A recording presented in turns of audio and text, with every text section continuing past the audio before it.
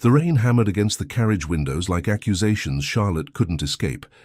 She sat perfectly still, spine straight, hands folded in her lap the way her governess had taught her.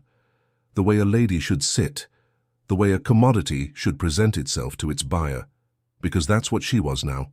A transaction, a bargaining chip in her father's desperate attempt to save the Beaumont name from ruin. They called him the Duke of Shadows, a man whose reputation could silence ballrooms with a single glance, a man no woman dared approach until her father signed her life away with a stroke of ink. Lady Charlotte Beaumont never asked to be brave, but when she stood before the most feared duke in all of England on their wedding night and spoke the words no one else dared, "I will not be another trophy in your collection," something shifted behind those cold grey eyes. He was supposed to be untouchable, unmovable, a fortress of ice and control, but she didn't know the rules, and when she challenged him, he lost control. This is the story of a marriage that began as a transaction and became something neither of them could walk away from. A story of power, pride, and the dangerous moment when two people who should never have met discover they can no longer live apart. If you want to discover how Charlotte breaks the unbreakable Duke, subscribe and comment where you're watching from. This story will stay with you long after it ends. The rain hammered against the carriage windows like accusations Charlotte couldn't escape. She sat perfectly still, spine straight, hands folded in her lap the way her governess had taught her. The way a lady should sit, the way a commodity should present itself to its buyer. Because that's what she was now. A transaction, a bargaining chip in her father's desperate attempt to save the Beaumont name from ruin. Her father sat across from her, his face grey in the dim light filtering through the rain-soaked glass. He hadn't looked at her once during the entire journey from London, hadn't spoken, except to bark orders at the driver when they'd stopped to change horses. Charlotte wanted to hate him. She tried to summon rage, indignation, the righteous fury she'd felt 3 days ago when he'd informed her, not asked, informed, that she would marry the Duke of Ashford before the week was out. But all she felt was numbness, a hollow space where her future used to be. The carriage lurched over a rut in the road, and her shoulder bumped against the velvet-lined wall. The pain was almost welcome, proof she could still feel something. "You will comport yourself with dignity," her father said suddenly, his voice cutting through the rhythm of the rain. "You will not embarrass me in front of the Duke." Charlotte's jaw tightened. She bit the inside of her cheek until she tasted copper. "Of course, father." Her voice came out flat, lifeless, the voice of a woman already buried. He grunted, apparently satisfied, and returned his attention to the window, though Charlotte doubted he saw anything through the sheets of water streaming down the glass. She wondered what he'd traded for this marriage, what price the Duke of Shadows had demanded for taking a practically penniless bride, because everyone knew the Duke didn't need money. He had wealth that made kings jealous. Estates scattered across England like chess pieces on a board he controlled with ruthless precision. What he wanted, the rumours whispered, was control itself. Power. The satisfaction of owning things other men coveted. And somehow, her father had convinced him that Charlotte Beaumont, 22, unmarried, with nothing to her name but a pretty face and a failing family estate, was worth acquiring. The thought made her stomach turn. The carriage began to slow, and Charlotte's heart, which had been beating a steady, resigned rhythm, suddenly kicked against her ribs like a trapped bird. "We're here," her father said unnecessarily. Charlotte peered through the rain-blurred window and felt her breath catch. Ashford Manor rose from the landscape like something from a Gothic novel, all dark stone and towering spires, windows that gleamed like watching eyes. Even through the storm, it radiated power, permanence, the kind of wealth that had existed for centuries and would exist for centuries more. A shiver ran down her spine that had nothing to do with the cold. The carriage stopped beneath a covered portico, and immediately a footman appeared with an umbrella, opening the door with practiced efficiency.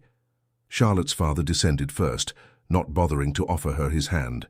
She gathered her skirts and stepped down onto rain-slicked stone, her kid leather boots barely making a sound.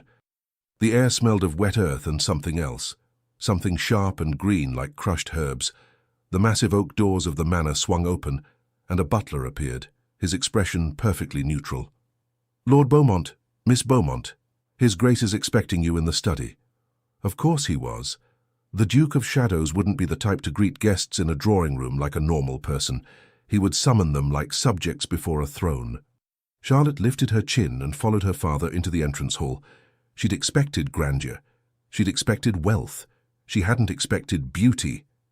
The entrance hall soared 3 stories high, with a sweeping marble staircase that curved like a dancer's arm. Portraits lined the walls, centuries of Ashford ancestors staring down with varying degrees of judgment. A chandelier hung from the ceiling, its crystals catching the grey light from the windows and scattering it across the floor in fractured rainbows.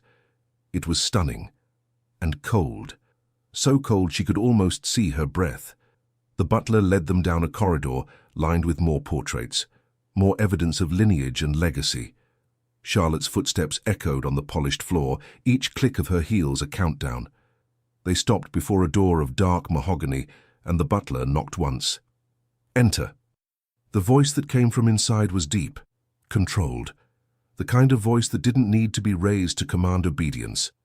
The door opened. Charlotte's father strode in without hesitation, but Charlotte found herself frozen on the threshold. The study was all dark wood and leather, shelves lined with books that looked actually read, not just displayed. A fire crackled in a massive stone fireplace, casting dancing shadows across the room. And standing before that fire, one hand resting on the mantel as if he owned not just the house but the very concept of ownership itself, was the Duke of Ashford. Charlotte's breath stopped. She'd heard the descriptions. Everyone had. The Duke of Shadows, the Ice Duke, the man whose stare could freeze blood. But nothing had prepared her for the reality of him. He was tall, easily over 6 feet, with shoulders that strained the seams of his perfectly tailored coat. His hair was dark, almost black, worn slightly longer than fashion dictated, as if he couldn't be bothered with trends. His face was all sharp angles, high cheekbones, a jaw that looked carved from granite, a mouth that probably hadn't smiled in years. But it was his eyes that trapped her, grey. Not the soft grey of morning mist or the gentle grey of doves. This was the grey of storm clouds, of steel, of something ancient and unforgiving. And they were fixed on her with an intensity that made her skin prickle. "Lord Beaumont," the Duke said, his gaze never leaving Charlotte, "I see you've brought the merchandise." The words were like a slap, and Charlotte felt something hot and sharp flare beneath her breastbone. Her father laughed, actually laughed, as if the Duke had made a charming joke instead of reducing his daughter to an object. "Indeed, Your Grace. As promised, Charlotte is, well, you can see for yourself." The Duke's eyes travelled over her slowly, deliberately, not with lust. Charlotte had seen that look before, knew what it looked like when a man wanted her body. This was different. This was assessment, inventory, the way one might examine a horse before purchase. Charlotte felt something inside her begin to crack. She was supposed to curtsy, to lower her eyes demurely, to present herself as the perfect, biddable bride her father needed her to be. Instead, she met the Duke's gaze head-on and lifted her chin. For just a moment, so brief she might have imagined it, something flickered in those grey eyes. Surprise, maybe, or perhaps annoyance that the merchandise dared to look back. "Miss Beaumont," the Duke said, and his voice was silk over steel. "Welcome to Ashford Manor. I trust you understand the terms of our arrangement." "I understand that I had no say in it," Charlotte heard herself reply. The temperature in the room dropped 10 degrees. Her father made a strangled sound. "Charlotte," but the Duke raised one hand, silencing him without even looking in his direction. "Honest," the Duke said slowly, those storm-grey eyes still locked on hers. "How refreshing." He moved away from the fireplace with the fluid grace of a predator, closing the distance between them in 3 long strides. Up close, he was even more overwhelming. He towered over her, radiating a heat that seemed at odds with his reputation for coldness. Charlotte could smell him, sandalwood and something darker, like smoke and rain. "Honesty," he continued, his voice dropping to something almost intimate, "is a quality I value highly. So let me be equally honest with you, Miss Beaumont." He leaned down slightly, bringing his face level with hers. "You will marry me tomorrow. You will become the Duchess of Ashford. And in exchange, your father's debts will be paid, and your family name will remain intact. Charlotte's heart hammered so hard she was certain he could hear it. "What you will not do," he continued, each word precise and deliberate, "is cause me embarrassment. You will not gossip. You will not make scenes. You will present yourself as a credit to the Ashford name, and in return, you will want for nothing." He straightened, putting distance between them again, and Charlotte felt like she could finally breathe. "Do we have an understanding, Miss Beaumont?" Every instinct screamed at her to nod, to agree, to take the path of least resistance and survive this transaction with whatever dignity she could salvage. But Charlotte looked at this man, this duke who thought he could buy her compliance along with her name, and felt that crack inside her widen into something like defiance. "I understand perfectly, Your Grace," she said, her voice steady despite the trembling in her hands. "But I have one condition of my own." Her father gasped. The Duke's eyebrows rose a fraction of an inch. "A condition," he repeated, and there was something dangerous in his tone now. Charlotte forced herself to hold his gaze. "I will not be invisible. I will not be another portrait on your wall, silent and still and easily ignored." She took a breath that felt like swallowing glass. "If you want me to be your Duchess, then I will be a real person, with thoughts and opinions and the right to speak them." The silence that followed was absolute. Her father looked like he might faint. The Duke stood perfectly still, his expression unreadable. And then slowly, so slowly Charlotte wondered if she was imagining it, one corner of his mouth lifted. Not a smile, not quite, but something that might have been the ghost of one. "Interesting," he murmured, more to himself than to her. He turned away, returning to his position by the fire, and waved one hand dismissively. "The wedding is tomorrow at 10. Mrs. Hartwell will show you to your rooms. You may go." It was a dismissal, clear and final. But as Charlotte turned to leave, she heard his voice one more time. "Miss Beaumont." She looked back. The Duke was watching her again, and in the firelight, his eyes looked almost molten. "Do try not to make me regret this."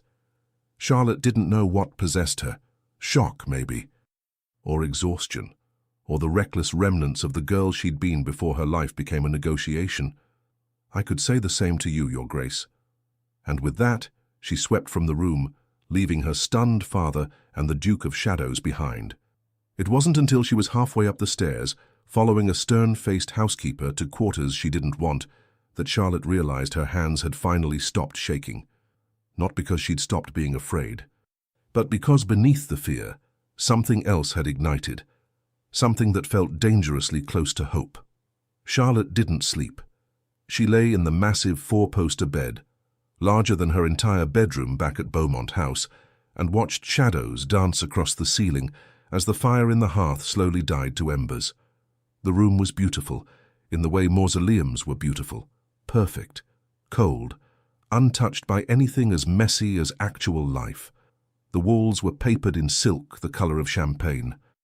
The furniture was all dark mahogany, polished until it gleamed. Fresh flowers sat in a crystal vase on the escritoire, their perfume almost cloying in the stillness. Camera intima copia, T-Kext. It was a room designed to impress, not to comfort. Charlotte pulled the heavy brocade coverlet up to her chin, but it did nothing to chase away the chill that had settled in her bones. Tomorrow, she would marry a man who looked at her like a chess piece. Tomorrow, she would become the Duchess of Ashford. Tomorrow, her life as Charlotte Beaumont would end and something else, something unknown and terrifying, would begin. She should be crying, should be raging against the injustice of it all.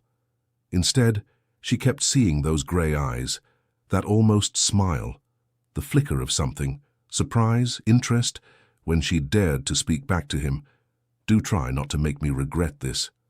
Charlotte rolled onto her side, staring at the dying fire. What had she been thinking? Challenging him like that? Making demands when she had no leverage, no power, nothing but a spine that apparently didn't know when to bend. Her father had been apoplectic in the carriage ride to the inn where they'd stayed the night. He'd ranted for 20 minutes about disrespect and ingratitude and throwing away opportunities. Charlotte had let the words wash over her like rain, inevitable and ultimately meaningless, because what was done was done. She'd shown her hand. revealed that she wouldn't be silent and decorative and easily managed. If the Duke wanted to break their arrangement because of it, then so be it. Except he hadn't. He'd dismissed her, yes, but he hadn't raged, hadn't threatened, hadn't done any of the things her father had done countless times when she dared to have an opinion. He just looked at her, like she was a puzzle he hadn't expected to find interesting. Charlotte pressed her palm against her chest, feeling her heart beating steady and strong beneath her nightgown. Whatever tomorrow brought, at least she'd go into it as herself, not as some false version crafted to please a man who'd purchased her like a painting for his collection. The thought should have terrified her. Instead, it felt almost like freedom. Morning arrived with pale grey light and the sound of rain that hadn't stopped since she'd arrived. A maid appeared at 7, young with auburn hair and kind eyes that wouldn't quite meet Charlotte's. "Good morning, miss. I'm Annie. Mrs. Hartwell sent me to help you prepare." Charlotte sat up, pushing her hair back from her face. "Prepare for my execution, you mean?" The words came out sharper than she'd intended. Annie's eyes widened, and Charlotte immediately regretted her bitterness. "I'm sorry," Charlotte said softly. "That was unkind. You're just doing your job." Annie relaxed slightly, a small smile tugging at her lips. "That's all right, miss. I imagine if I were in your shoes, I'd feel the same." There was something in her tone, sympathy maybe, or understanding, that made Charlotte's throat tighten. "Have you worked at Ashford Manor long?" Charlotte asked as Annie moved to stoke the fire. 3 years, miss, since I was 15. "And the Duke?" Charlotte hesitated, not sure what she was asking. "What is he like as an employer?" Annie paused, poker still in hand, clearly weighing her words carefully. "He's fair, miss. Stern but fair. He doesn't tolerate laziness or dishonesty, but if you do your work proper, he leaves you be, and he pays better than most of the nobility. Never late with wages, and he makes sure the staff are fed well." It wasn't the answer Charlotte had expected. She'd anticipated stories of cruelty, of impossible demands, of the coldness everyone whispered about. "He's not unkind, then?" Annie turned, meeting Charlotte's eyes for the first time. "I won't lie to you, miss. His Grace is not warm. He doesn't smile, doesn't make small talk, but he's not cruel. There's a difference between cold and cruel, if you understand me." Charlotte nodded slowly. She did understand. She'd known cruel men, her father chief among them, men who took pleasure in others' pain, who wielded their power like weapons. Cold she could work with. Cold was just ice. And ice could melt. "Come, miss," Annie said gently. "We should get you ready. Mrs. Hartwell will have my head if you're late." The wedding dress had arrived at dawn. Charlotte stared at it where it hung against the wardrobe and felt her breath catch despite herself. It was exquisite, a masterpiece of white silk and Belgian lace, with tiny pearl buttons running down the back and sleeves that would fall just off her shoulders. The skirt was full without being ostentatious, elegant in its simplicity. Camera intima copia.txt. "His Grace commissioned it," Annie said quietly. "Had his modiste work through the night to have it ready." Charlotte's hand trembled as she reached out to touch the fabric. It was softer than anything she'd ever worn, softer than she'd thought silk could be. "He didn't even know my measurements," she whispered. "He has an eye for details, miss, always has." The thought made something flutter in Charlotte's chest. He'd looked at her once, just once, in his study, and somehow knew exactly what would fit. It was either impressive or deeply unsettling.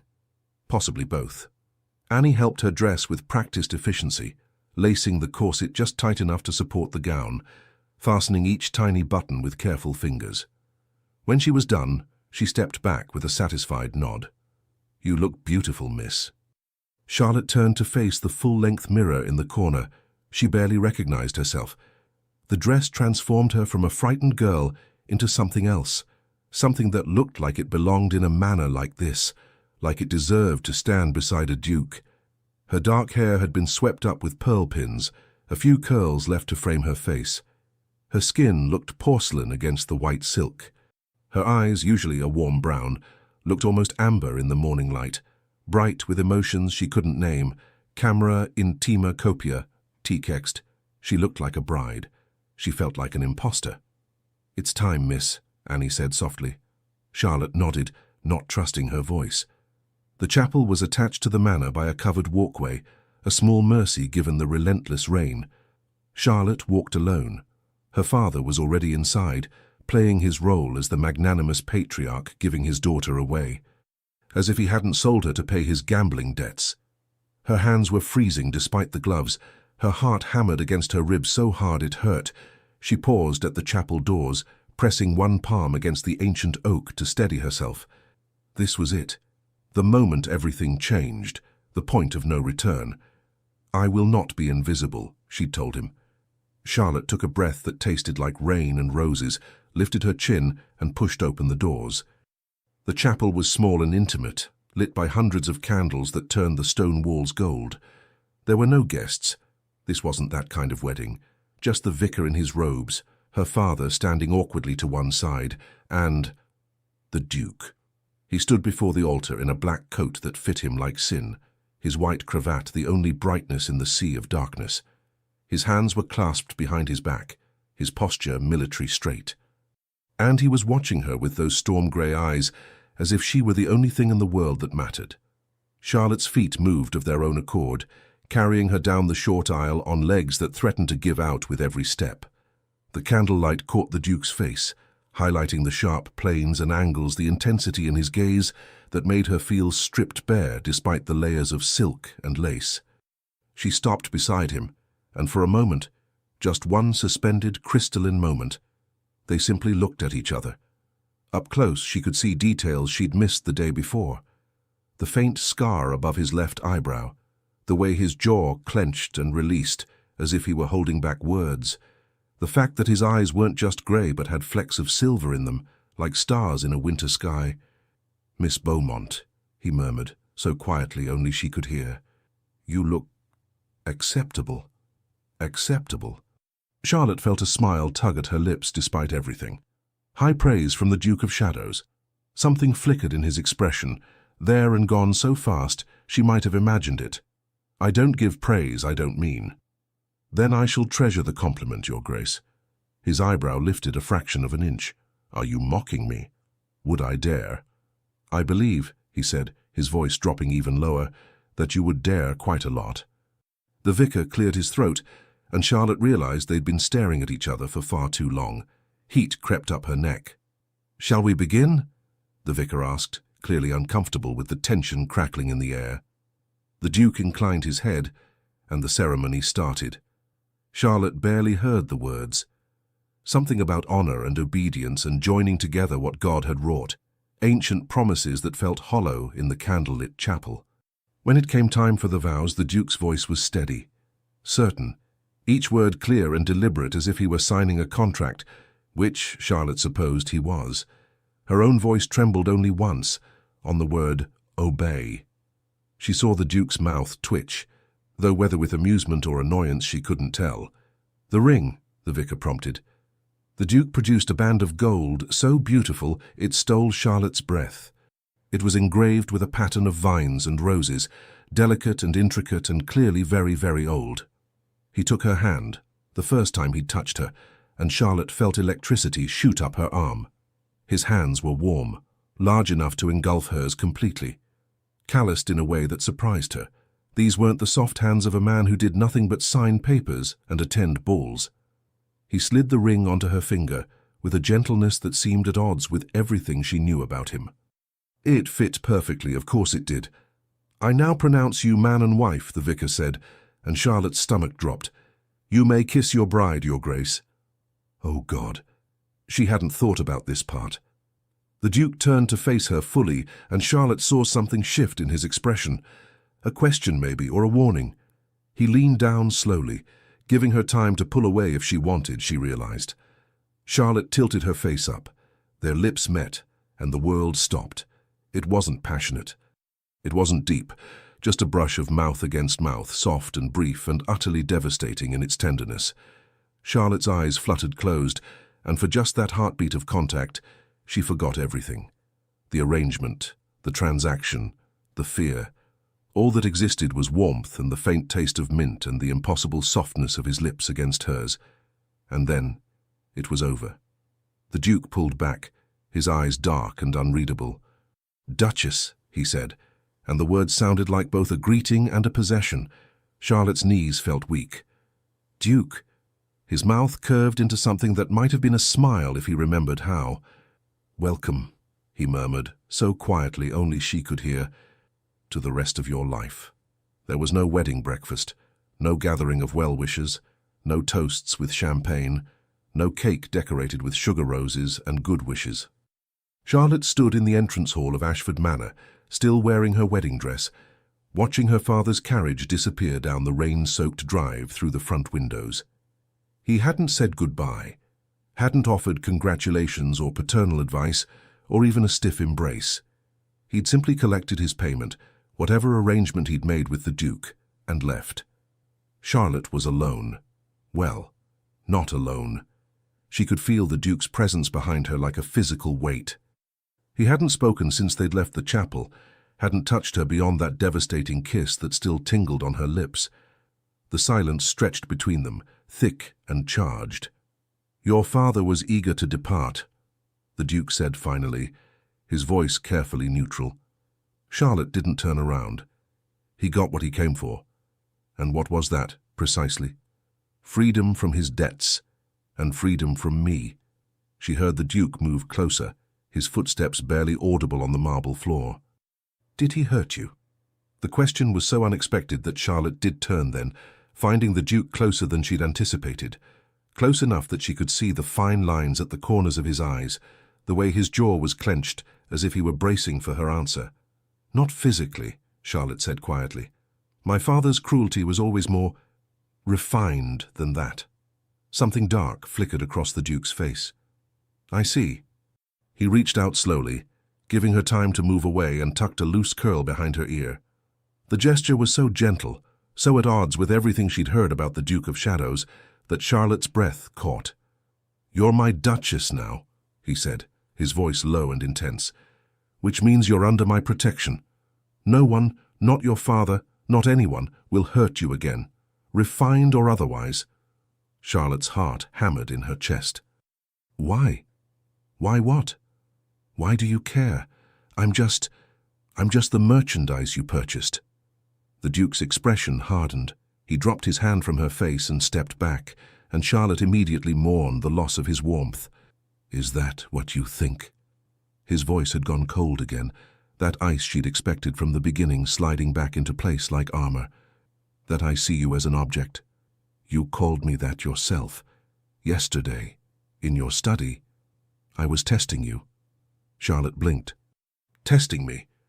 To see if you had any fire in you, any spine?" His mouth curved into something that wasn't quite a smile. "You passed. Spectacularly, I might add." Charlotte stared at him, trying to reconcile this with the man she'd thought she was marrying. "I don't understand you." "Good," the Duke said, and this time it was definitely a smile, small and sharp and somehow sad. "I'd be disappointed if you did. After all, we've known each other less than 2 days." He offered his arm, the gesture formal and courteous. "Come. Mrs. Hartwell has prepared a light luncheon. You must be hungry." Charlotte wasn't hungry. Her stomach was a knot of anxiety and confusion, and something else she couldn't name. But she placed her hand on his arm anyway, feeling the solid strength of him beneath the fine wool of his coat. They walked through the manor in silence, and Charlotte found herself studying the Duke from the corner of her eye. He was impossibly tall, forcing her to look up even when they were standing side by side. His profile was all sharp edges, nose, jaw, cheekbones that could cut glass. But there was something almost beautiful about the severity of it, like a blade honed to perfection.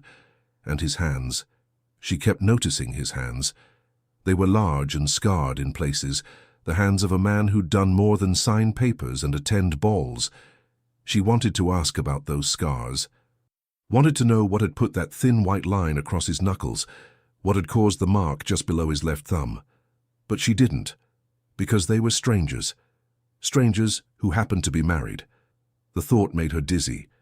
The dining room was smaller than Charlotte had expected, intimate almost, with windows that overlooked a garden currently being battered by rain. The table could seat 20, but had been set for 2, the places positioned at one end so they wouldn't have to shout across mahogany to be heard. The Duke pulled out her chair, and Charlotte sat, hyper-aware of his hands near her shoulders, the heat of him at her back. Servants appeared with silent efficiency, placing dishes before them. Cold pheasant, bread still warm from the oven, cheese, fruit, wine that glowed ruby red in crystal glasses. Charlotte picked up her fork and tried to eat, but every bite tasted like sawdust. "You're not eating," the Duke observed. "I'm not hungry." "You need to eat something. You've had nothing since yesterday." Charlotte set down her fork with more force than necessary. "With all due respect, Your Grace, you may have purchased my name and my future, but you do not get to dictate what I put in my mouth." The silence that followed was deafening. And then, impossibly, the Duke laughed. It wasn't a big laugh, just a short burst of sound that seemed to surprise him, as much as it surprised Charlotte. But it transformed his face completely, softening the harsh lines, making him look younger, almost approachable. "There's that fire again," he said, shaking his head. "You truly have no sense of self-preservation, do you? Should I be afraid of you?" The Duke's smile faded. He set down his wineglass and looked at her with those storm-grey eyes that seemed to see straight through her. "No," he said quietly. "You should never be afraid of me, Charlotte." It was the first time he'd used her given name. It sounded different in his voice, softer somehow despite the natural gravel in his tone. "Then why does everyone else fear you?" "Because I've given them reason to." He leaned back in his chair, studying her. "I'm not a good man, Charlotte. I've done things—" He stopped, jaw tightening. "I've done things that would horrify you. I've made enemies, powerful enemies, which is why you need to understand that as my wife, you are now a target." Charlotte's blood ran cold. "A target for what?" "For anyone who wants to hurt me, and there are many who do." He stood abruptly, pacing to the window. Rain streaked the glass, distorting his reflection. "I should have thought of that before I agreed to this marriage. Should have considered that I was putting you in danger just by giving you my name." Charlotte rose from her chair and moved to stand beside him at the window. Up close, she could see the tension in his shoulders, the way his hands were clenched at his sides. "What exactly did my father tell you about me?" she asked quietly. The Duke glanced at her sidelong. "That you were biddable, quiet, obedient, that you would cause me no trouble and ask for nothing." Charlotte couldn't help it. She laughed. It came out bitter and sharp. "Then I'm afraid you've been severely misled, Your Grace." "Alexander," Charlotte blinked. "What?" "My name is Alexander, and given that we're married, I think you can dispense with the formality." His mouth quirked. "At least when we're alone." "Alexander," Charlotte repeated, testing the name on her tongue. It suited him, strong, classic, with just a hint of something ancient and powerful. "Better," he said, and there was approval in his voice that made warmth bloom in Charlotte's chest. They stood together at the window, watching the rain, and for a moment the silence between them felt almost comfortable. "I won't be biddable," Charlotte said finally, "or obedient, and I will most certainly cause you trouble. I'm counting on it." She looked up at him, confused. "You want me to cause trouble? I want you to be yourself." He turned to face her fully, and the intensity in his gaze stole her breath. "Whatever that is, however inconvenient it might be. Because I didn't marry you to have a beautiful statue standing in my house. I married you because—" He stopped abruptly, as if he'd said more than he intended. "Because why?" Charlotte pressed. But the shutters had come down again, that careful control sliding back into place. "Because it was advantageous. For both of us. It shouldn't have hurt. It was the truth, after all. This was a transaction, an arrangement. But it did hurt. More than Charlotte wanted to admit. She stepped back, putting distance between them. "Of course. How foolish of me to think otherwise. Charlotte, if you'll excuse me, Your Grace, I'd like to rest. It's been a very long day." She didn't wait for his permission, just swept from the room with as much dignity as she could muster, leaving him standing alone by the window. It wasn't until she was halfway up the grand staircase that she heard him call after her. "Charlotte." She stopped but didn't turn around. "Your rooms adjoin mine. There's a connecting door." Her heart kicked into her throat. Of course there was. They were married. There would be expectations, duties, the wedding night, oh God. She'd been so focused on the ceremony itself that she hadn't let herself think about what came after. "The door has a lock," Alexander continued, his voice floating up the staircase. "On your side. Use it if you wish. I won't come to you until you're ready." Charlotte's hand gripped the banister so hard her knuckles went white. She turned slowly to look down at him. He stood at the base of the stairs, hands in his pockets, looking up at her with an expression she couldn't read. "And if I'm never ready?" she asked, her voice barely above a whisper. Something painful flickered across his face. "Then the door stays locked. I told you, Charlotte, I'm many things, but I'm not a monster."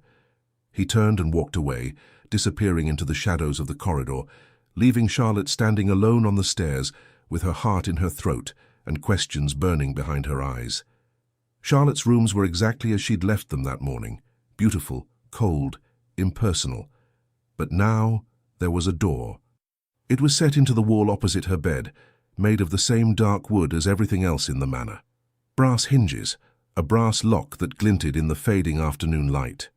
Charlotte crossed the room slowly and placed her palm against the wood. She could hear movement on the other side.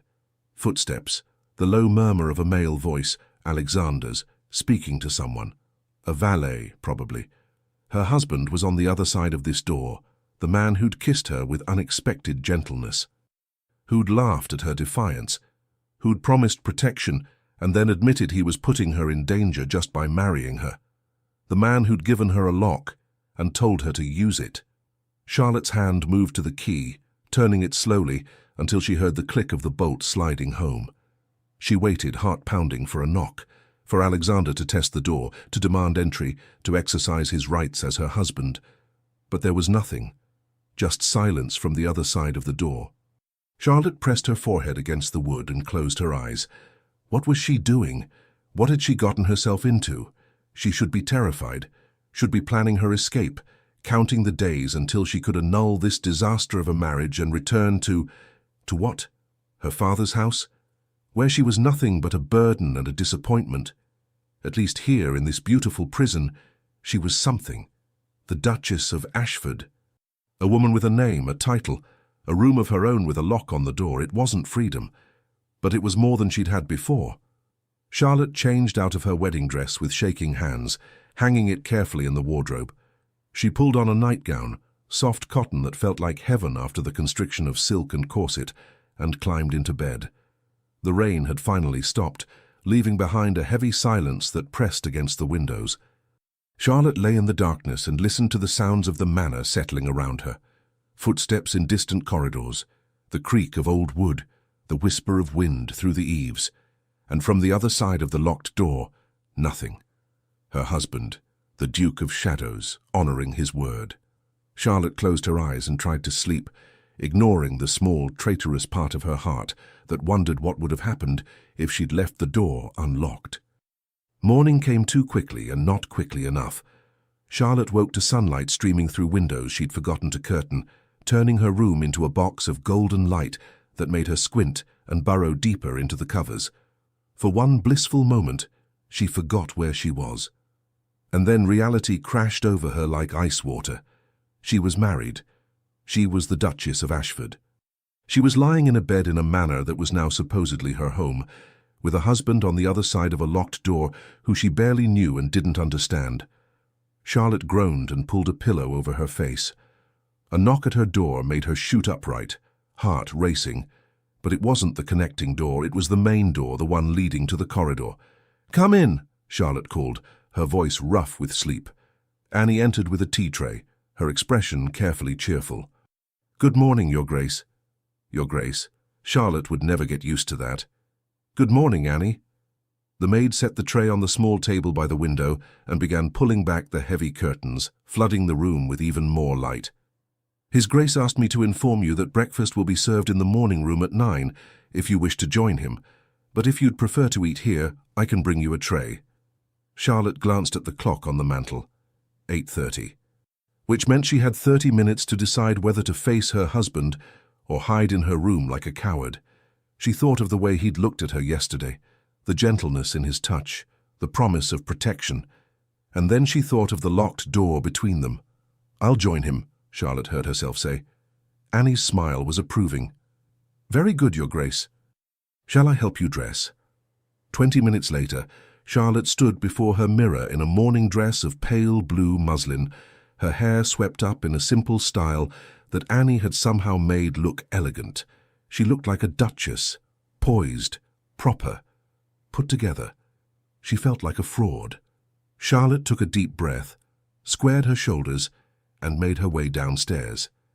The morning room was exactly what its name implied, a room designed to catch the morning sun, with windows facing east and furniture upholstered in cheerful yellows and whites that seemed at odds with the rest of the manor's Gothic grandeur. Alexander was already there, seated at a small round table with a newspaper spread before him and a cup of coffee at his elbow.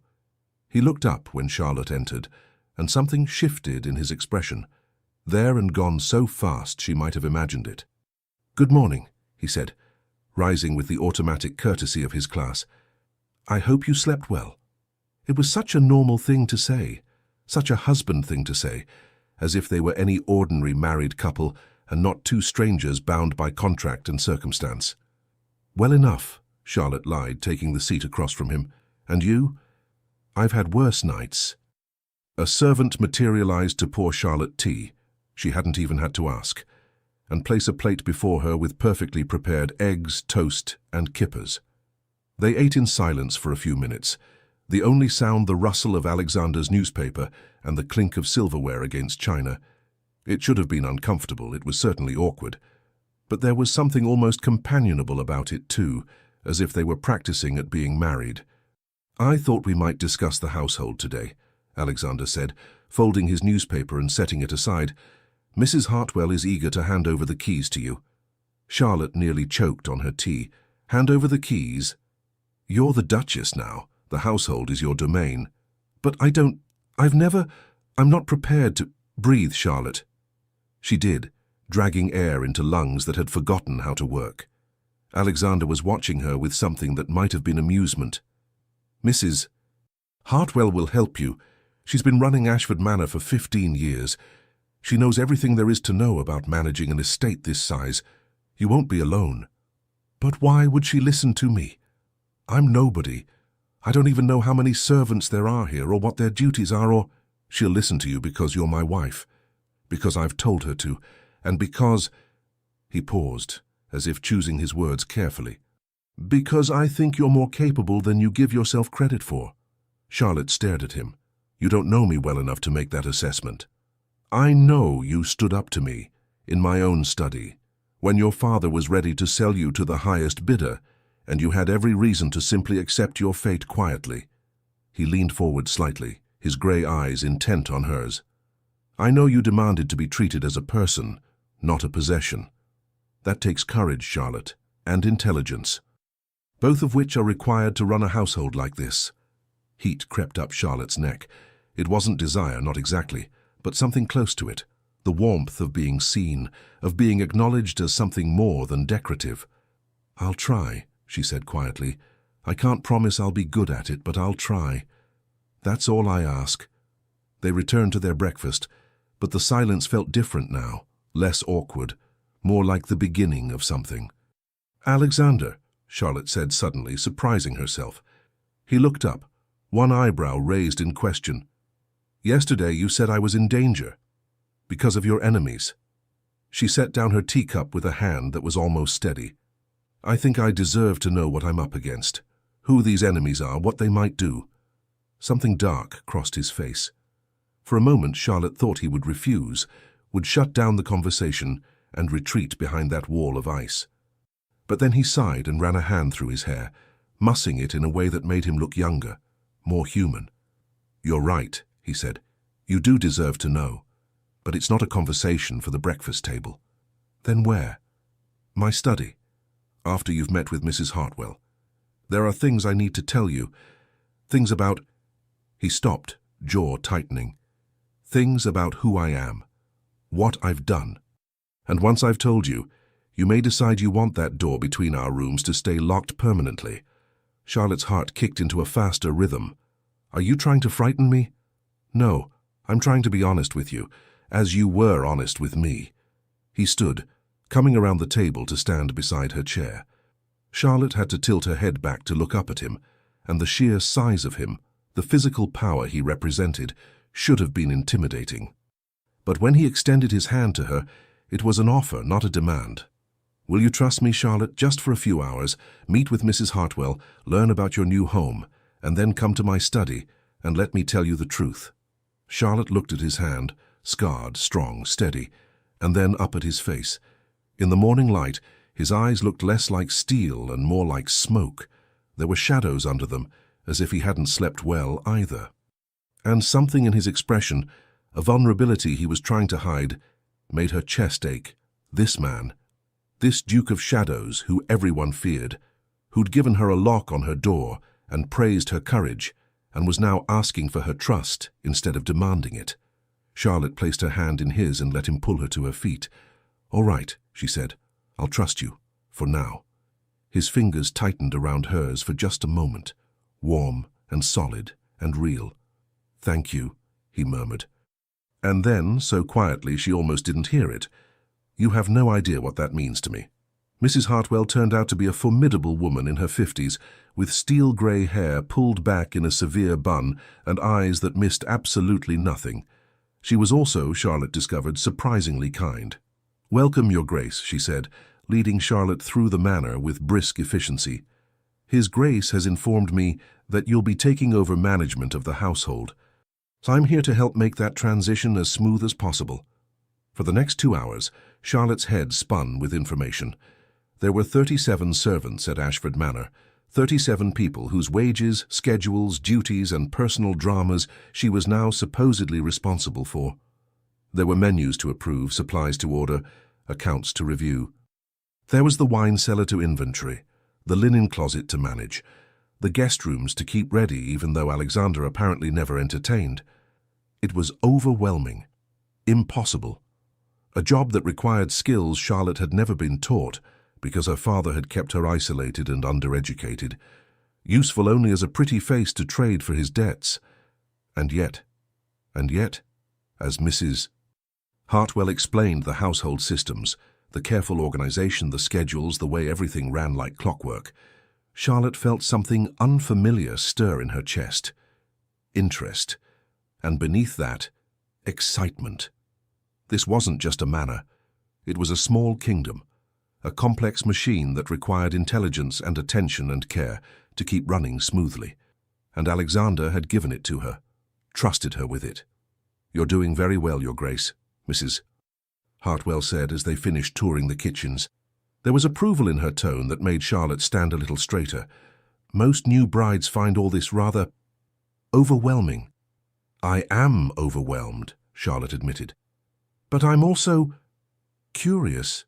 Is that strange?" Mrs. Hartwell's severe expression softened into something that might have been a smile. "Not strange at all. His Grace said you were intelligent. I see he was correct." Charlotte felt warmth bloom in her chest. Alexander had said that? About her? "Mrs. Hartwell," Charlotte said carefully, "may I ask you something?" "Of course, Your Grace." What was she like? His first wife? The question hung in the air between them. Charlotte watched emotions flicker across the housekeeper's face, surprise, discomfort, and then something like pity. "His Grace has never been married before, Your Grace." Charlotte blinked. "But I thought, everyone says he's so cold, so closed off. I assumed he'd been hurt, that he'd loved someone and lost them." "No," Mrs. Hartwell said quietly. "His Grace's coldness comes from a different source entirely, but it's not my place to speak of it. If you want to understand His Grace, you'll have to ask him yourself." Which, Charlotte realized, was exactly what she was about to do. Alexander's study was exactly as Charlotte remembered, all dark wood and leather, books and firelight. But now she saw details she'd missed before. The way the books were organized by subject, not just for show. The papers on his desk arranged in precise stacks, the small imperfections, a crack in the leather of his chair, a water ring on the side table, that spoke of actual use. This was a room where someone worked, where someone lived. Alexander stood when she entered, and Charlotte noticed he'd removed his jacket. His shirt sleeves were rolled up to his elbows, revealing forearms that were far more muscular than she'd expected, corded with strength and marked with more of those intriguing scars. "Charlotte," he said, and there was something in his voice, nervousness that she'd never heard before. "Thank you for coming. You asked me to trust you. I'm here." He gestured to one of the chairs before the fire. "Sit, please. This might take a while." Charlotte sat, folding her hands in her lap to keep them from trembling. Alexander remained standing, pacing to the window and back, clearly gathering his thoughts. Finally, he spoke. "What do you know about the war?" he asked. Charlotte blinked at the apparent non sequitur. "The war with France, it's been going on for years. We're winning, I think. But I'm afraid my father didn't believe women needed to concern themselves with politics." "Of course he didn't." Alexander's voice was bitter. "Well, allow me to educate you, wife. The war with Napoleon is indeed nearly over. We are winning. And one of the reasons we're winning is because of men like me." He turned to face her, and in the firelight, his expression was stark, haunted. "I'm a spy, Charlotte. Or I was. For the last 8 years I've worked for the Crown, gathering intelligence, disrupting French operations, doing things that—" He stopped, jaw clenched. "Doing things that were necessary, but not noble, not clean, not anything you'd find in the romantic tales of heroism." Charlotte's heart was pounding. "What kind of things?" "The kind I can't tell you about. Not all of them. But you need to understand that I've made powerful enemies, men who would very much like to see me dead. And now that I have a wife," his voice roughened, "now they have a way to hurt me that doesn't require getting past my guards or poisoning my wine."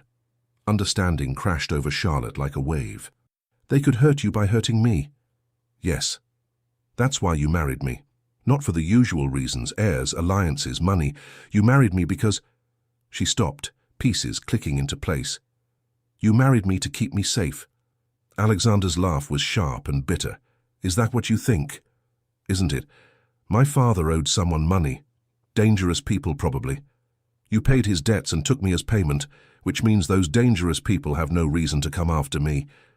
And by giving me your name and your protection, you ensured that anyone who tries to hurt me is making an enemy of you." Charlotte stood, moving closer to him. "That's it, isn't it? This marriage. It's not about you acquiring property or satisfying lust, or any of the things marriages usually are. It's about protection." Alexander stared at her, and for the first time since she'd met him, he looked utterly stunned. "How did you—" "Because it's the only thing that makes sense. You don't need my money, you have plenty. You don't need my connections, my father has none worth having. And you could have any woman you wanted if all you needed was someone to warm your bed. But what you needed was someone you could protect, someone who would be safer with your name than without it." She was standing right in front of him now, close enough to see the rapid pulse at his throat, the way his hands were clenched at his sides. "Whose daughter am I really, Alexander? What did my father do that put me in so much danger that marrying the Duke of Shadows was the safer option?" Alexander's eyes closed briefly, and when he opened them they were full of something that looked like pain. "Your father gambled with the wrong people, made deals with French sympathizers, got in so deep that when they demanded payment and he couldn't provide it, they told him they'd take you instead. Not as payment, as leverage. To use against—" He stopped. "Against you," Charlotte finished, the pieces finally falling into place. "They were going to take me to use against you, which means my father knew about your work, about what you do for the Crown. How? Because I made a mistake 3 years ago, used him as an unwitting asset, passed information through him without his knowledge, but someone found out, put the pieces together, realized that Lord Beaumont had access to certain networks, certain information, and they've been watching him ever since." Alexander's voice had gone flat, emotionless in the way of men reciting unforgivable truths. "When your father's debts came due and he couldn't pay, they saw an opportunity. They knew I'd been using him, knew I'd feel responsible for putting him and you in danger. So they told him exactly what they'd do to his daughter if he didn't surrender you to them." Charlotte's blood ran cold. What would they have done? Nothing good. Nothing you need details about. Just know that death would have been a mercy compared to what they had planned. He finally looked at her, and his eyes were twin storms of grief and rage and guilt. "So, yes, Charlotte, I married you to keep you safe. I married you because it was my fault you were in danger in the first place. I married you because the thought of what they would do to you if I didn't—" His voice broke. "I couldn't let that happen. I couldn't."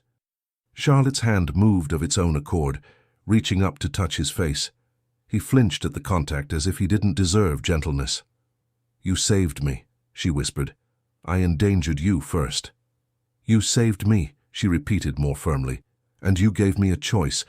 You could have forced this marriage, could have treated me as property the way everyone expected, but you didn't. You gave me a lock on my door. You asked for my trust instead of demanding it. You're trying to protect me even now by telling me the truth instead of letting me live in ignorance."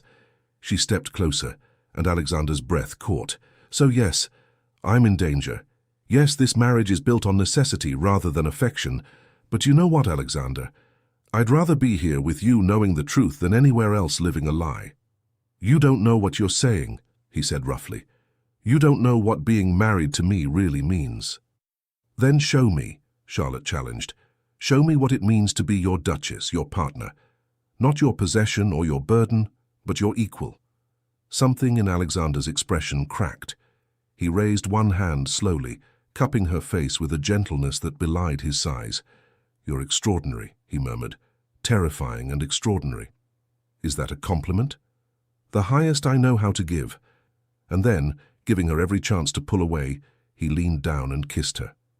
Not like at the altar, brief and chaste and performative. This was real, deep, a kiss that tasted like confession and promise, and the beginning of something neither of them had expected. Charlotte's hands fisted in his shirt, pulling him closer, and Alexander made a sound low in his throat, half groan, half surrender. When they finally broke apart, both breathing hard, Alexander pressed his forehead to hers. "The door," he said, his voice ragged. "The lock. What about it?" "Don't use it." "Not tonight. Let me—" He swallowed hard. "Let me prove to you that I can be what you need, not just a protector, but a husband." Charlotte's heart was thundering so hard she could barely hear over the sound of it. But she looked into those storm-grey eyes and saw vulnerability there, raw and real. "All right," she whispered. "No lock tonight." Alexander's eyes fluttered closed, and the relief on his face was devastating. "Thank you," he breathed.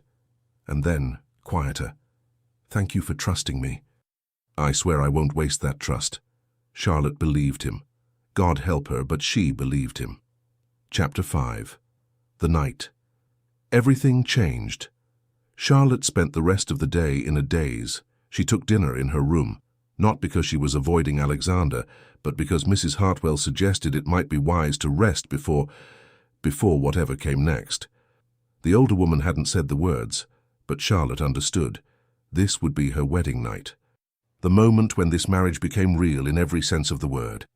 Annie helped her bathe in water, scented with lavender and rose petals, helped her into a nightgown far finer than anything Charlotte had ever worn, white silk with delicate lace at the collar and cuffs, modest yet somehow devastating in its simplicity. "You look beautiful, Your Grace," Annie said softly, brushing Charlotte's hair until it shone like mahogany silk down her back. Charlotte stared at her reflection in the mirror and barely recognized the woman looking back. She looked like someone brave, someone ready. She felt like a girl pretending at adulthood, one heartbeat away from panic. "Annie," Charlotte said suddenly, "can I ask you something?" "Of course, Your Grace." "What if I'm not ready? What if I disappoint him?" Annie's hands stilled in Charlotte's hair. For a moment, silence hung between them. But then Annie met her eyes in the mirror, and her expression was kind. "Your Grace. His Grace is not the kind of man who would demand what you're not ready to give. He's stern, yes, but he's not cruel. If you need time, tell him. He'll listen." Charlotte nodded, throat tight. "Thank you," she whispered. Annie finished with her hair and stepped back. "Is there anything else you need, Your Grace?" "Courage," Charlotte said with a laugh that sounded more like a sob. "I already have that, Your Grace, more than you know."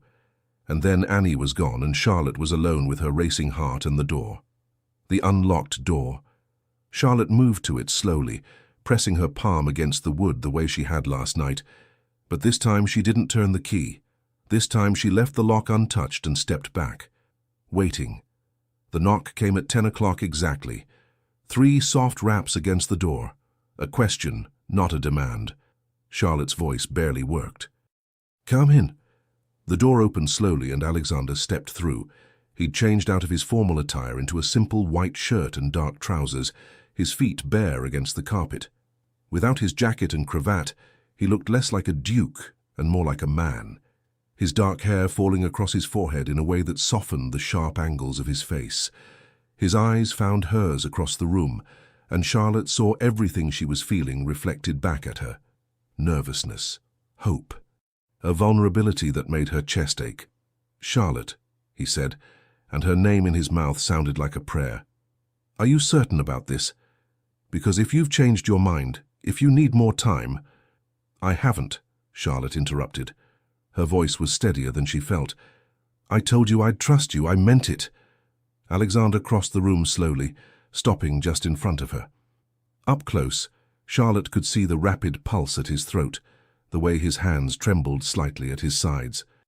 He was nervous too, she realized. This powerful man who'd faced danger countless times, he was nervous about this moment with her. The realization steadied her. Charlotte reached up and placed her hand over his heart, feeling it thunder against her palm. "Breathe, Alexander," she said, echoing his words from the breakfast table that morning. He did, dragging in air like a drowning man. And then, so slowly it felt like an eternity, he raised his hands to frame her face with a gentleness that made her eyes sting. "You're beautiful," he murmured. "I don't think I told you that. At the wedding. You were so beautiful, it hurt to look at you." Charlotte felt warmth bloom in her cheeks. "You told me I looked acceptable. I lied." His thumb brushed her cheekbone with devastating tenderness. "I was terrified, Charlotte. Standing in that chapel, watching you walk toward me, knowing that you deserved so much better than a man like me." "Stop," Charlotte whispered. "Stop thinking you're not worthy. You saved me, Alexander. You gave me a choice when I'd never had one. You gave me a voice. You always had a voice. I just made sure people had to listen." Charlotte smiled despite the tears threatening to spill. "Then show me who you really are. Not the Duke of Shadows, just Alexander, just the man I married." Something in his expression cracked wide open. He leaned down and kissed her, softly at first, a question rather than a demand. Charlotte answered by rising on her toes, her arms wrapping around his neck, pulling him closer. The kiss deepened, and Charlotte felt the world fade away. There was only this moment. Only Alexander. Only the warmth spreading through her chest like sunrise. When they finally broke apart, both breathing hard, Alexander pressed his forehead to hers. "If at any moment you need me to stop," he said, his voice rough with emotion. "If you're afraid or uncomfortable or—" "I know," Charlotte said. "I know you'll stop. That's why I'm not afraid." Alexander's eyes closed briefly, as if her words had physically moved him. "I don't deserve you," he whispered. "You do, and I'm choosing you, right now, freely." He kissed her again, and this time Charlotte felt all his carefully maintained control begin to crack. Felt the years of loneliness and isolation in the way he held her, as if she were the only real thing in a world full of shadows. The candles flickered on the mantel, casting dancing light across the walls. Outside, rain began to fall again, a soft patter against the windows that cocooned them in their own private world. "Charlotte," Alexander breathed against her hair. "My Charlotte." "Yours," she agreed. "And you're mine." He drew back just enough to look at her, and the expression on his face, wonder and tenderness and something that looked like worship, stole her breath. "Always," he promised. And then there were no more words. Just the quiet rustle of fabric, the dying crackle of the fire, the whisper of rain against glass. Just two people who'd found each other in the darkness, learning what it meant to no longer be alone. The candles had burned to stubs by the time Charlotte opened her eyes. She didn't remember falling asleep, didn't remember the exact moment when nervousness had transformed into trust, and trust into something infinitely deeper. But she woke to soft grey light filtering through the curtains, and Alexander's arms wrapped protectively around her, his steady heartbeat beneath her ear the most comforting sound she'd ever heard. Charlotte shifted slightly, and Alexander's arms tightened instinctively, even in sleep. She studied his face in the dawn light, the sharp angles softened by sleep, the lines of tension smoothed away. He looked younger like this, peaceful, like a man who'd finally found something worth holding on to. Charlotte's chest ached with the enormity of what she felt. Love. She loved this impossible man, this spy who'd become a savior, this duke who'd given her freedom instead of a cage. As if sensing her gaze, Alexander's eyes fluttered open. For a moment he looked disoriented, and then his eyes found hers and he smiled. It was a real smile, unguarded, beautiful.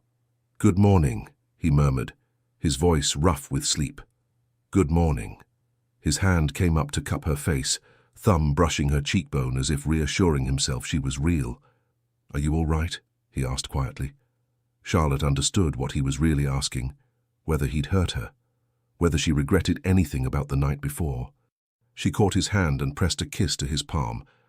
"I'm perfect," she said, and meant it with every fiber of her being. Relief flooded Alexander's expression. He pulled her closer, burying his face in her hair. "Thank you," he whispered, "for trusting me, for choosing me, for being brave enough to unlock that door." Charlotte smiled against his shoulder. "Thank you for being the kind of man worth unlocking it for." They lay in comfortable silence, listening to the rain wrapped in each other and the quiet knowledge that something fundamental had shifted between them. "Charlotte," Alexander said softly. "I know this marriage started as an arrangement, a transaction born of necessity rather than choice." He paused, and Charlotte felt his heartbeat quicken beneath her ear. "But somewhere between our wedding and this moment, you stopped being an obligation and became—" He stopped, and Charlotte could feel him searching for the right words. "Became what?" she prompted gently. "Everything," Alexander breathed. "You became my everything." Charlotte's heart swelled. She pushed herself up to look at him properly, seeing the vulnerability in his eyes, the fear that he'd said too much too soon. "You're my everything too," she whispered. "I don't know exactly when it happened. Maybe when you gave me that lock. Maybe when you told me the truth about who you are. Maybe last night, when you showed me what tenderness looks like. But somewhere along the way, I fell in love with you." Alexander's eyes widened, his breath catching. "Say that again." "I love you, Alexander." The smile that broke across his face was like watching ice melt in spring. Slow, inevitable, transformative. "I love you too," he said, his voice thick with emotion. "God, Charlotte, I love you so much it terrifies me." He pulled her down for a kiss that was sweet and deep and full of promise. When they broke apart, Charlotte settled back against his chest with a contented sigh. "What happens now?" she asked. "Now?" Alexander's arms tightened around her. "Now we build a life together. A real marriage. Not an arrangement or a transaction, but a partnership. I'd like that. So would I." He pressed a kiss to the top of her head. "Though I warn you, I'm going to be insufferable about your safety. You've become far too precious to risk." Charlotte laughed. "I can live with insufferable, as long as you can live with me being stubborn and opinionated and refusing to be ornamental." "I'm counting on it," Alexander said, and the warmth in his voice made Charlotte's heart sing. They lay together as the rain continued to fall, and the grey morning light slowly brightened to pale gold. Outside, the world went on as it always had. But inside this room, everything had changed.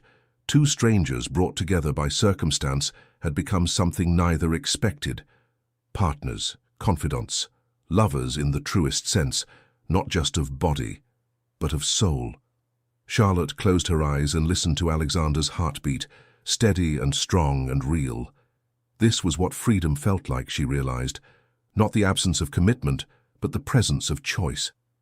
The knowledge that she'd chosen this man, and he'd chosen her back. Freely, completely, forever. "Charlotte," Alexander murmured. "Yes? Stay with me.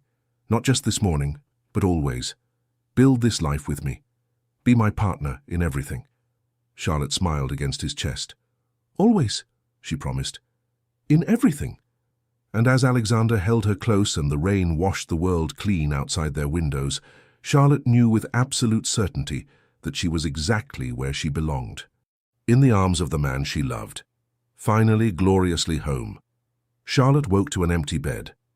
For one horrible moment, panic seized her chest. Had last night been a dream? Had Alexander regretted it, regretted her, and fled back to his own room? But then she saw the note on the pillow beside her, written in a strong, angular hand, called away on urgent business. "I'll be back by noon. Lock the door behind me." Charlotte sat up, clutching the note to her chest. The sheets beside her were cold, which meant he'd been gone for hours, but he'd left a note. He'd thought of her, even in whatever crisis had called him away, and he'd signed it just A, not Your Grace, or Ashford, or even Alexander. Just A. Something intimate and personal that made her heart skip. Charlotte rose and went through her morning routine in a daze, her body pleasantly sore in ways that made her blush. Annie appeared with breakfast and helped her dress, but if the maid noticed anything different about her mistress, she was too well trained to comment. By 10 o'clock, Charlotte was dressed in a morning gown of soft green and making her way downstairs to meet with Mrs. Hartwell about the weekly menus. She was halfway across the entrance hall when the front door burst open. Charlotte spun, expecting to see Alexander returned early. Instead, a stranger stood in the doorway. He was tall, not as tall as Alexander, but close, with fair hair and cold blue eyes that raked over Charlotte with an expression that made her skin crawl. "Well," the stranger said, his voice cultured and cruel, "you must be the new Duchess." Charlotte's hand moved instinctively to her throat. "Who are you? How did you get in here? Your butler is currently indisposed. Don't worry, he'll live. Probably." The stranger stepped fully into the hall and closed the door behind him with an ominous click. "As for who I am, that's not really important. What's important is that I have a message for your husband." Terror flooded Charlotte's veins, but she forced herself to stand tall. "His Grace isn't here." "Oh, I know, that's why I'm here." The stranger smiled, and it was the most frightening thing Charlotte had ever seen. "You see, Ashford has been very difficult to reach lately.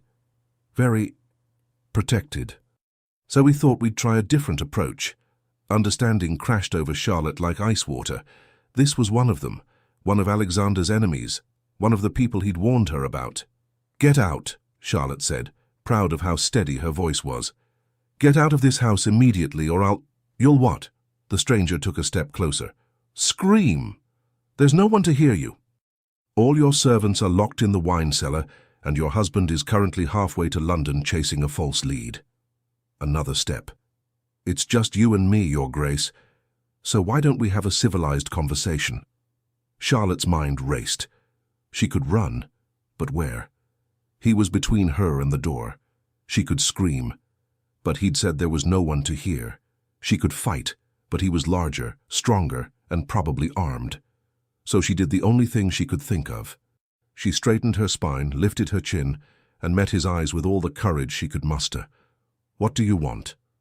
The stranger's smile widened. "Now that's more like it. What I want, Your Grace, is very simple. I want your husband to understand that he can't just walk away from his obligations, that there are consequences for betrayal." "He hasn't betrayed anyone," Charlotte said, even though she had no idea if that was true. "Hasn't he? He worked for us for years. Gathered information, passed intelligence, helped us build something beautiful. And then when the war started turning, when his precious crown asked him to choose sides, he didn't hesitate." The stranger's voice had gone sharp with anger. "He turned on us, gave up our names, our operations, everything, got good men killed, and for what? For England? For honor?" He spat the last word like a curse. "Your husband is a traitor, Your Grace, and traitors need to be punished." Charlotte's blood ran cold. "You're going to kill him." "Eventually.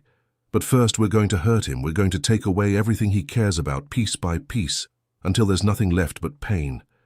The stranger was right in front of her now, close enough that Charlotte could smell the expensive cologne and the ugliness beneath it. "And we're going to start," he said softly, reaching out toward her face.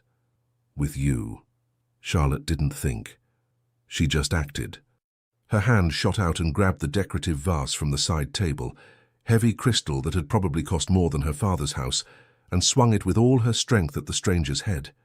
It connected with a sickening crack. The stranger staggered backward, blood streaming from a cut above his eye, his expression shifting from smug to furious. "You little bitch!" Charlotte ran. She bolted for the stairs, her skirts tangled around her legs, her heart hammering so hard she thought it would burst. Behind her, she heard the stranger's roar of rage, the heavy thud of his boots on marble as he gave chase. She made it halfway up the staircase before he caught her. His hand locked around her ankle and pulled hard. Charlotte screamed and went down, hitting the stairs hard enough to drive the air from her lungs. "Nowhere to run now," the stranger snarled, hauling himself up the stairs toward her. Charlotte kicked at him with her free foot, catching him in the shoulder. He grunted but didn't let go, his grip tightening until Charlotte was certain he'd snap her ankle like kindling. "Let go of her." The voice came from below, cold and deadly as winter. Both Charlotte and the stranger froze. Alexander stood at the base of the stairs, and he looked like the Duke of Shadows brought to life. His face was utterly emotionless, but his eyes, God, his eyes were murder-given form. "Let go of her." Each word was precise, controlled, more terrifying than any scream could have been. The stranger laughed, though it sounded forced. "Ashford, got my message, did you?" "I got it. I was on my way back when one of my footmen managed to escape your little trap and alerted me." Alexander started up the stairs, moving with the slow precision of a predator stalking prey. "Now I'm going to ask you one more time, Marcel. Let go of my wife." Marcel's grip tightened on Charlotte's ankle, making her gasp in pain. "Or what? You'll kill me? In front of your precious bride?" "If necessary." The words were simple, factual, and Charlotte believed them absolutely. "I don't think you will," Marcel said, but there was uncertainty creeping into his voice now. "I don't think you have the stomach for it anymore, not since you went soft. Started playing hero for the crown." "Then you'd be wrong." Alexander reached the step where Charlotte lay sprawled, and without breaking eye contact with Marcel, he reached down and gently helped her up. "Go to your room, Charlotte," he said quietly. "Lock the door. Don't come out until I come for you." "Alexander." "Now, Charlotte." The command in his voice was absolute. Charlotte didn't argue. She just gathered her torn skirts and ran the rest of the way up the stairs, not looking back. But before she reached her room, she heard Marcel scream, and then silence. Charlotte sat on the edge of her bed, hands shaking so badly she couldn't hold them still. She'd locked the door as instructed, and now she waited. It felt like hours, but was probably only minutes before she heard footsteps in the corridor outside. Then a knock. 3 soft raps she recognized. "Charlotte, it's me. It's safe now. Please open the door." Charlotte's hands fumbled with the lock. The door swung open to reveal Alexander, and a sob of relief escaped her throat. He looked the same as he had downstairs. Not a hair out of place, not a drop of blood on his clothing. But his eyes looked ancient, haunted, filled with things Charlotte didn't have names for. "Is he—" Charlotte couldn't finish the question. "Alive," Alexander said. "Barely. My men are taking him somewhere he can't hurt anyone ever again." He stepped into the room and closed the door behind him, then just stood there staring at her as if he couldn't quite believe she was real. "You hit him with a vase," he said. Charlotte let out a laugh that was half sob. "It was heavy. I thought it might—" She didn't get to finish because Alexander closed the distance between them in 2 strides and pulled her into his arms. He held her so tightly Charlotte could barely breathe, but she didn't care. She wrapped her arms around him and held on just as hard, letting herself shake, letting herself feel all the terror she'd been holding back. "I'm sorry," Alexander said into her hair, his voice wrecked. "God, Charlotte, I'm so sorry. I should have been here. Should have had more men guarding you, should have anticipated—" "You came back," Charlotte interrupted. "You came back in time. That's what matters. He could have killed you, could have done worse, and it would have been my fault. All my fault." Charlotte pulled back just enough to look up at him. "Listen to me, Alexander. What happened wasn't your fault. You didn't put that man in this house. You didn't make him threaten me. I made enemies who wanted to hurt me badly enough to come after my wife. Alexander's voice cracked. I brought this danger into your life, into our home. I should have never— Don't you dare, Charlotte said fiercely. Don't you dare say you shouldn't have married me. Because if you hadn't, I'd be dead or worse. Remember? Those same people would have taken me from my father and done terrible things. But they didn't. Don't you dare, Charlotte said fiercely. Don't you dare say you shouldn't have married me. Because if you hadn't, I'd be dead or worse, remember? Those same people would have taken me from my father and done terrible things. But they didn't, because you protected me. Because you gave me your name and your home and your protection. She cupped his face in her hands, forcing him to look at her. What happened today was terrifying. But I'm alive. I'm safe. And that's because of you, Alexander. Not in spite of you. Alexander's eyes closed, and a shudder ran through his entire body. When he opened them again, they were wet. I thought I'd lost you, he whispered. When my footman told me Marcel was here, that he'd gotten past our defenses, I thought— His voice broke. I thought I'd come home to find you dead, or gone.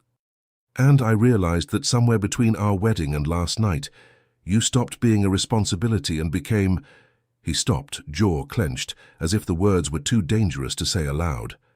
Became what? Charlotte prompted softly. Everything, Alexander breathed. You became everything. And then he was kissing her desperately, hungrily, as if he needed to convince himself she was real.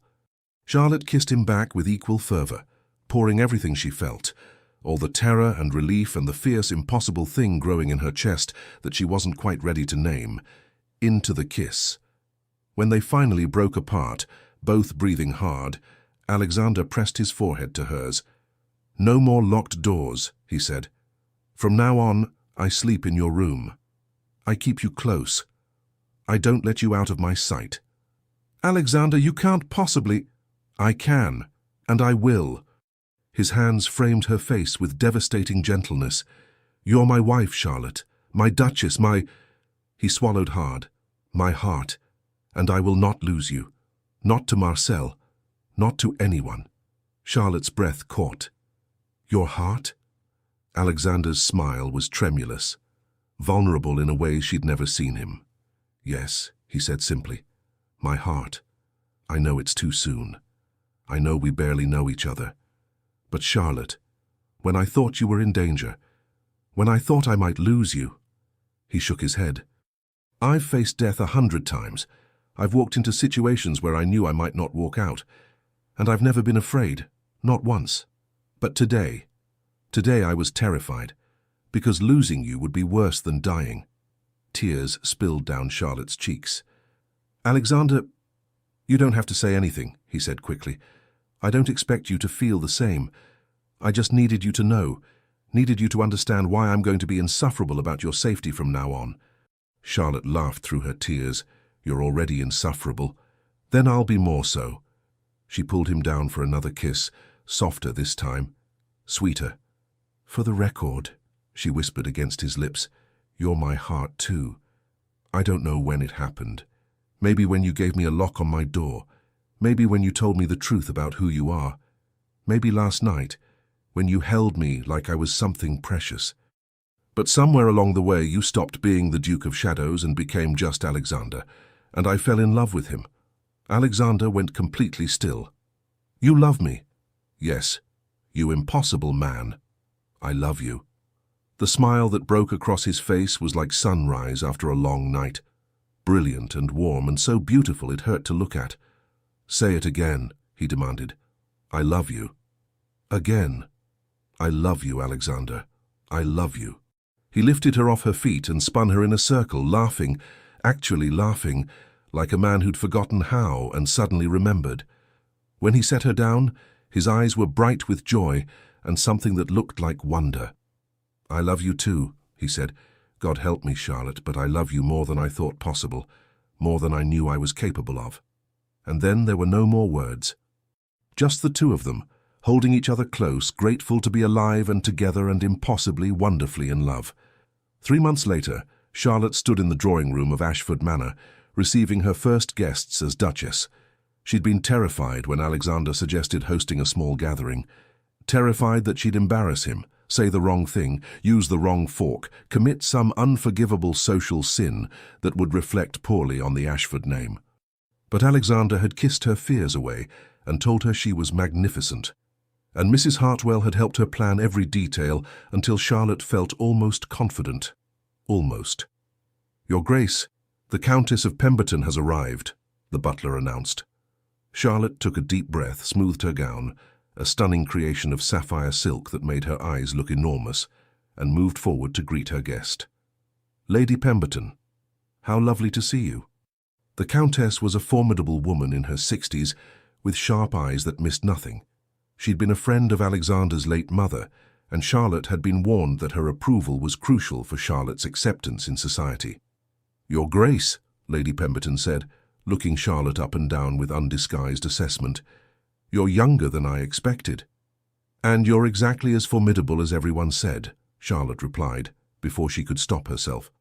Lady Pemberton's eyebrows shot up, and then miraculously she laughed. "I like you," she declared. "You've got spine." "Good. Ashford needs someone with spine." Over the next hour, more guests arrived. Minor nobility mostly. Alexander had insisted on starting small. Charlotte greeted them all with growing confidence, making conversation about art and music, and carefully avoiding politics, despite her newfound fascination with the subject. She'd been studying. Reading the newspapers Alexander left in his study, asking him questions about the war and Parliament, and the complex web of alliances that governed their world. He'd been surprised at first, then delighted, spending hours explaining things her father had deemed too complicated for a woman's mind. Charlotte was learning that she had a good head for strategy, for seeing patterns and connections others missed. Alexander had started asking her opinion on matters he once would have kept entirely to himself. "You're a natural at this," Alexander murmured, appearing at her elbow with a glass of wine for each of them. "Look at you, charming the Countess into submission." Charlotte accepted the wine gratefully. "She's not so terrifying once you realize she just wants people to be honest with her. Most people are too afraid to be honest. Then most people are fools." Charlotte took a sip of wine and surveyed the room. "Though I admit I'm exhausted. How do you do this all the time?" "I don't. That's why I married someone who could do it for me." Charlotte elbowed him gently. "Liar. You married me because you're hopelessly in love with me." "That too," Alexander agreed, and the warmth in his voice made Charlotte's heart flutter even after 3 months of marriage, 3 months of learning each other, of heated arguments and passionate reconciliations, of waking up tangled together and falling asleep in each other's arms, 3 months of becoming partners in every sense of the word. Charlotte had taken to managing the household with an efficiency that surprised everyone, including herself. She'd reorganized the servants' schedules, improved their working conditions, and even convinced Alexander to increase their wages. She'd also started accompanying him to his estate meetings, offering suggestions that he actually listened to and often implemented. The Duchess of Ashford, it turned out, had a talent for administration and a mind for business that rivaled her husband's. "Your Grace?" Charlotte turned to find a young woman hovering nervously at her elbow. She recognized her as Miss Caroline Hartley, the daughter of a baronet and one of the season's debutantes. "Miss Hartley, how are you enjoying the gathering?" "Very much, Your Grace. I was hoping—" The girl hesitated, twisting her hands together. "I was hoping I might ask your advice." Charlotte blinked in surprise. "My advice?" "Yes. You see, there's a gentleman who's been calling on me, but my father disapproves because he's only a second son with no prospects. But he's kind and intelligent and—" She stopped, blushing furiously. "I'm sorry. I shouldn't burden you with this." "Nonsense," Charlotte said firmly, leading the girl to a quieter corner of the room. "Tell me everything." By the time Miss Hartley finished her story, Charlotte had a plan. It would require some careful maneuvering and possibly calling in a favor from Lady Pemberton, but she thought she could help. "Leave it with me," Charlotte said. "I can't promise anything, but I'll see what I can do." Miss Hartley's eyes filled with tears. "Thank you, Your Grace. Thank you so much." After the girl had gone, Alexander appeared again, shaking his head with amusement. "You're going to meddle, aren't you?" "It's not meddling. It's helping."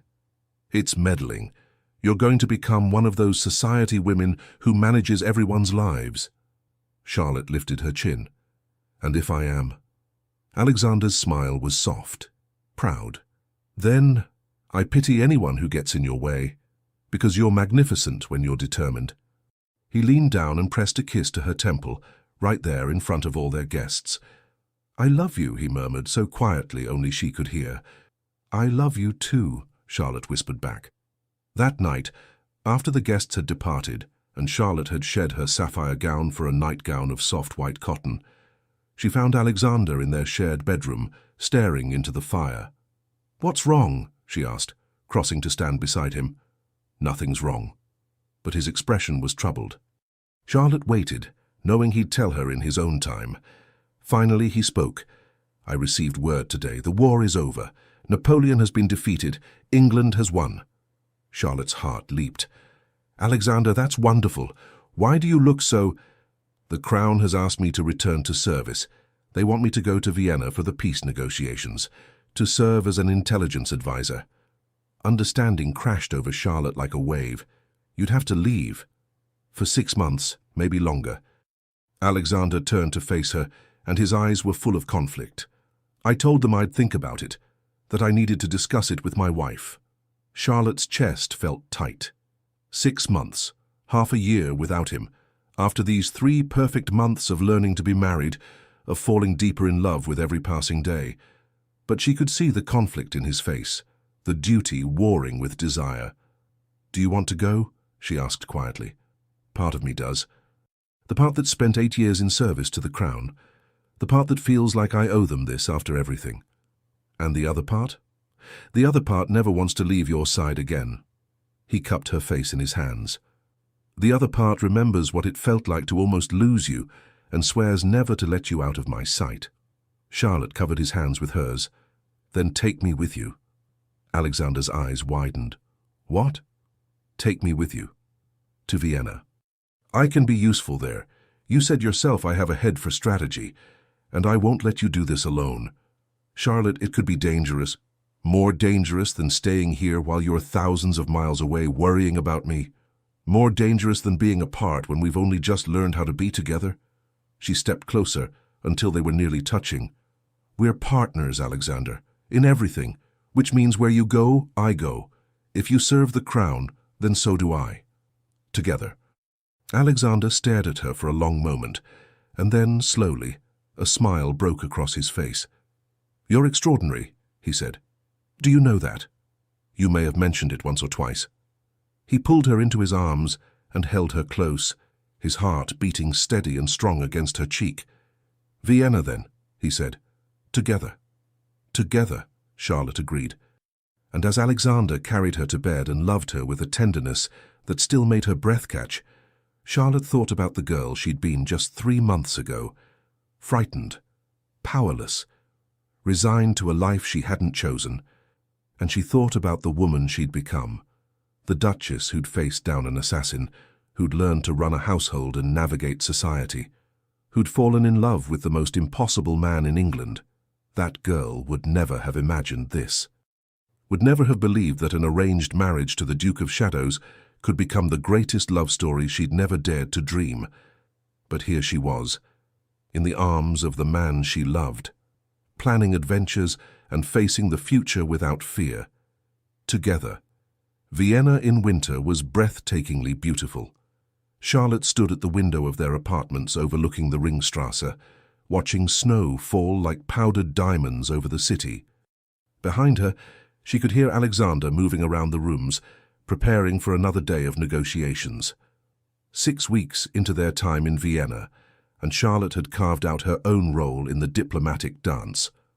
While Alexander advised on intelligence matters and strategic concerns, Charlotte had become something of a social force, hosting salons where diplomats and their wives mingled, gathering information through conversation and careful observation. It turned out that people told the Duchess of Ashford things they'd never tell her spy husband. They underestimated her, saw a pretty young woman and assumed she was decorative rather than dangerous.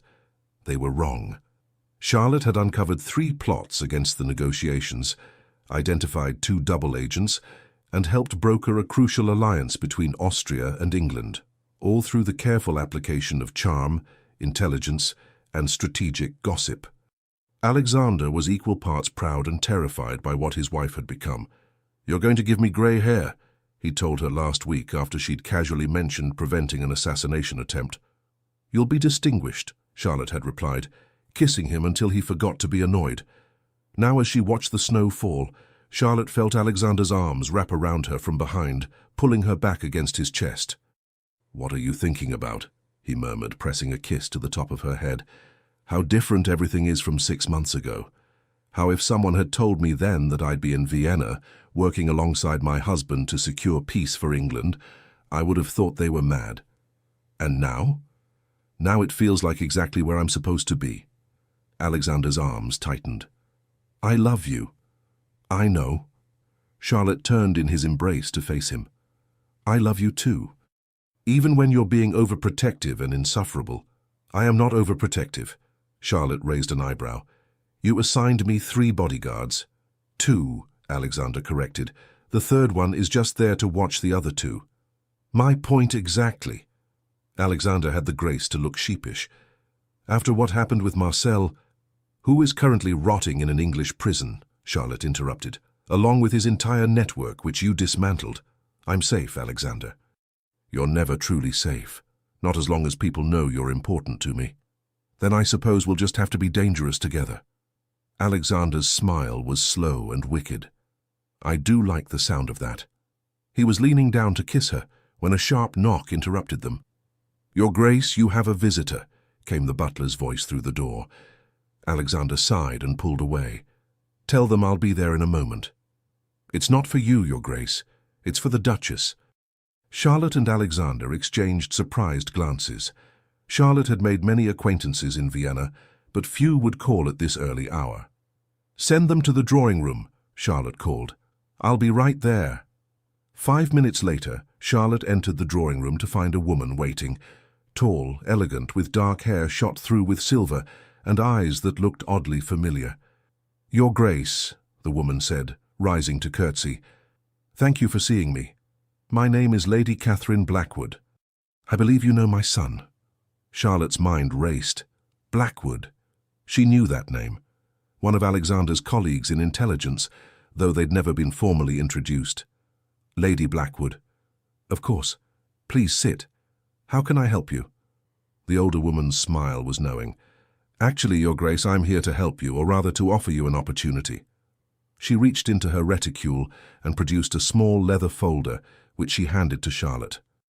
"I've been watching you these past weeks, watching how you gather information, how you move through social circles collecting intelligence like a gardener collecting flowers.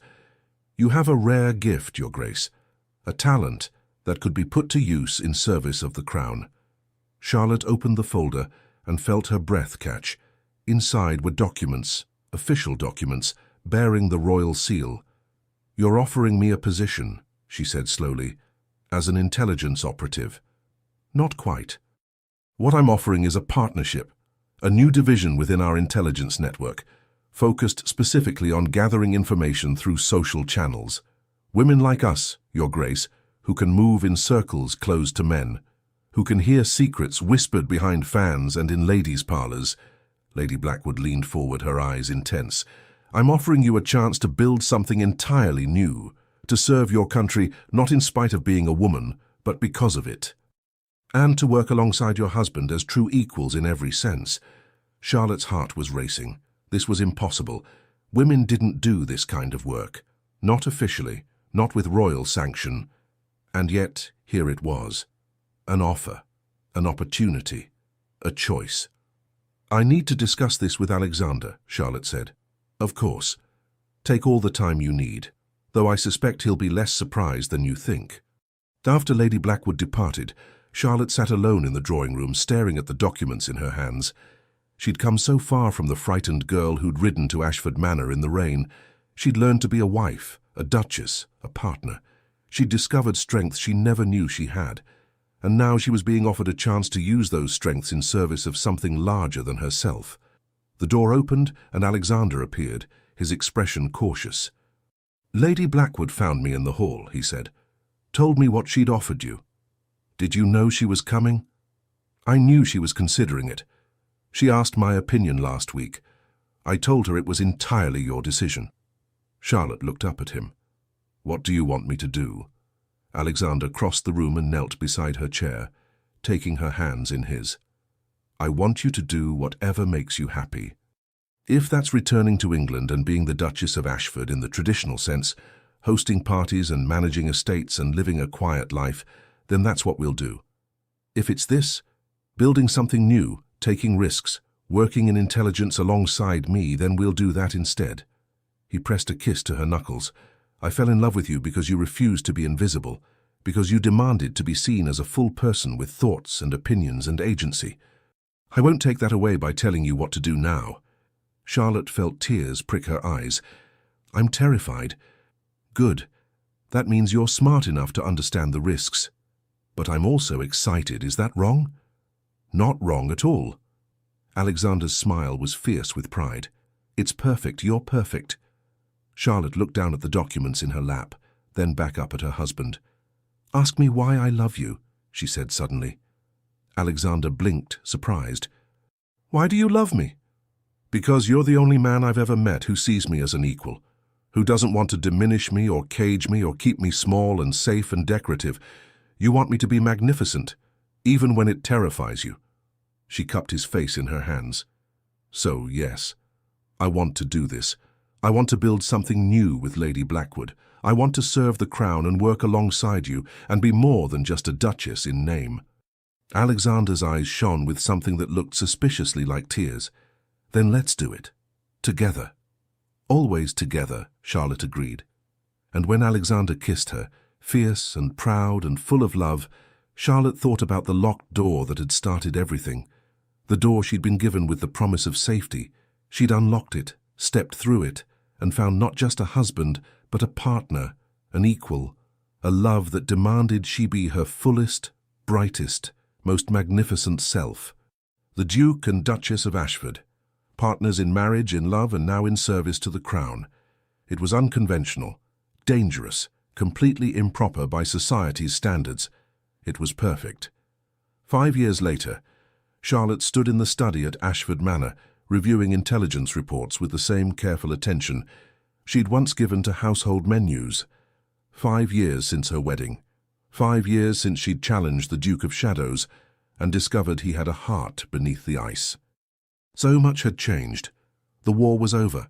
Napoleon was defeated, and the intelligence network she'd built with Lady Blackwood had become one of the Crown's most valuable assets.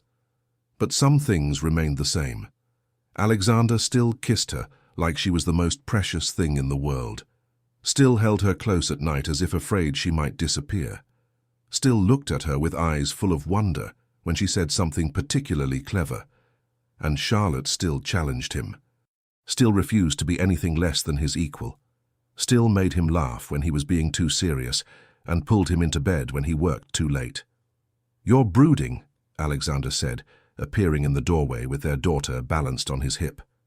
Emily was 3 years old, with Alexander's dark hair and Charlotte's warm brown eyes, and already she showed signs of inheriting both parents' stubborn streak.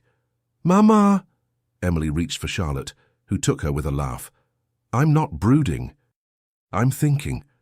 "Same thing," Alexander said, kissing first his daughter's head and then his wife's mouth. "What about?" "About how 5 years ago I thought my life was ending, and instead, it was just beginning." Alexander's arms came around both of them, creating a circle of warmth and safety. "Best transaction I ever made," he said with a smile. Charlotte elbowed him. "I am not a transaction. No, you're my wife, my partner, my love, the mother of my child and the keeper of my heart." He pressed his forehead to hers while Emily giggled between them. "You're everything, Charlotte. You always have been, from the moment you walked into my study and refused to be diminished." Charlotte kissed him softly. "And you're mine. My impossible, wonderful, overprotective Duke." "Overprotective," Alexander muttered. "I am not—" "You hired guards for Emily's nursery." "She's 3, and you never know who might—" Charlotte silenced him with another kiss, longer this time, until Emily complained and they broke apart laughing. This was her life now. Love and partnership and purpose. A daughter who would grow up knowing she could be anything. A husband who supported her ambitions even when they terrified him. An arranged marriage that had become the greatest love story she'd never dared to dream. Charlotte looked at Alexander, her duke, her partner, her heart, and smiled.